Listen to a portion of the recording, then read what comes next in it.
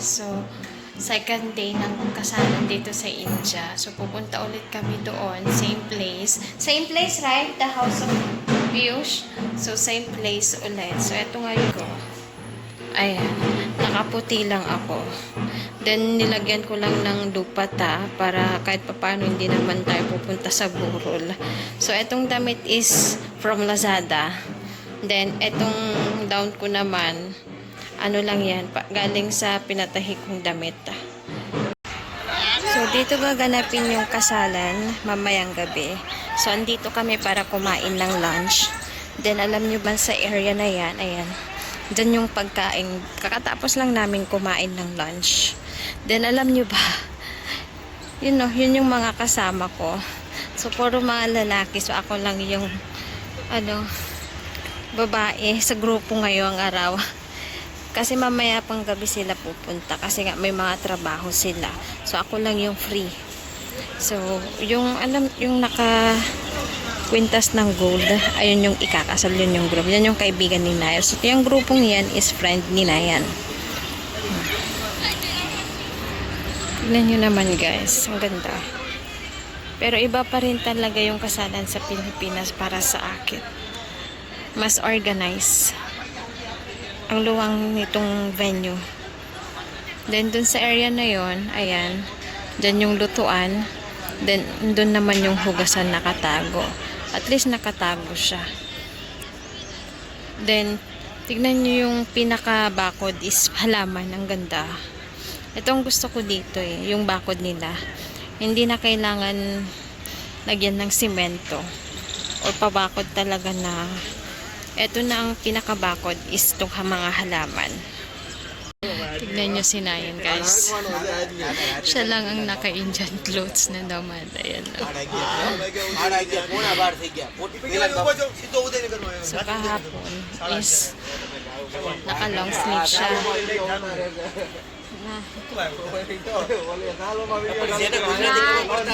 It's good. It's may Tagalog. So, kahapon is yung kanyang damit is naka-long sleeve.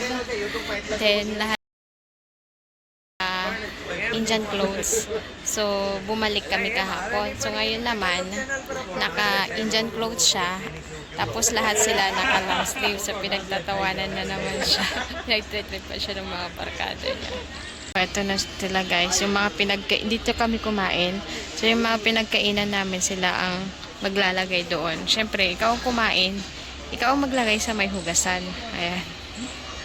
Ayaw ituro sa akin nila yung bad words. Kasi nga, okay lang daw na hindi ko matutunan yung bad words para hindi ko daw sabihin sa kanya. So, habang wala pang tao, so, itutur ko muna kayo dito ngayon.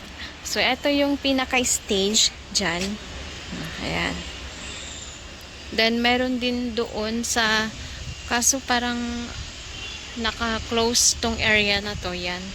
Kaso may opening doon. Siguro dyan yung side ng mga bride tsaka groom o yung girl or woman. Magka-separate kasi yung babae tsaka lalaki kapag ganitong may mga event. Separate talagang babae at lalaki. Ayan guys. Then yung entrance. Mahaba yan guys ha, mahaba. Then meron din dito. Kaso naka-cover din. Siguro open to mamaya. Then, guys, may papakita ako sa inyo. Ito yung pinaka-ayaw ko sa lahat. Ayan no guys. Ang kalat. Na lang. No filter lahat ng mga video ko ha. Para makita nyo kung ano yung maganda at pangit dito sa India. Ganda ng design sa taas. Ayan o. Ito guys, yung entrance. Balan dito pa lang kami sa loob. Papalabas pa lang. Ayan. Then meron din dito. Ayan. Ayan. Ganito yung itsura niya guys. So, hindi pa nakasindi yung ilaw. Kasi nga, tanghali pa lang. Maganda rin siya. Ganda. Dito sa India, ang kasal ay hindi lamang isang seremonya. Sa itong ingranding pagdiriwang ng kultura, tradisyon at pag-ibig.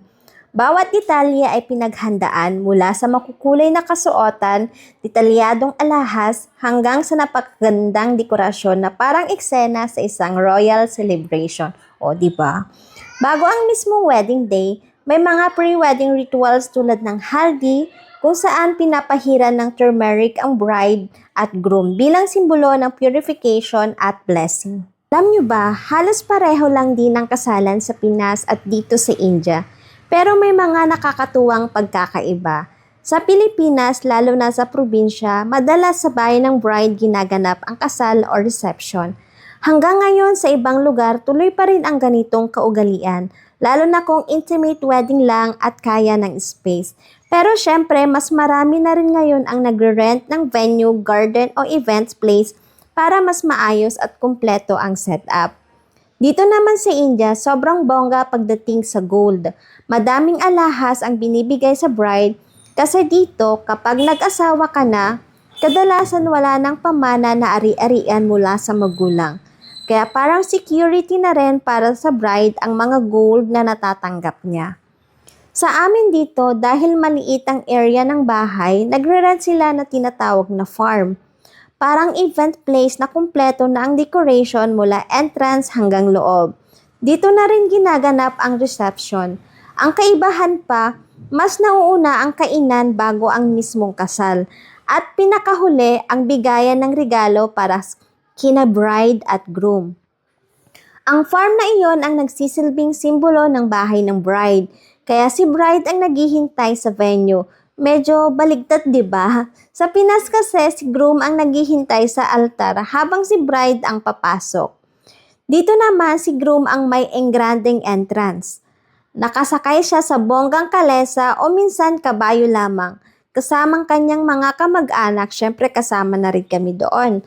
Habang papunta sila sa venue, may sayawan at tugtugan parang isang makulay at masayang parada. Iba man ang tradisyon, pareho pa rin ang diwang pagdiriwang ng pagmamahal kasamang pamilya at mga mahal sa buhay.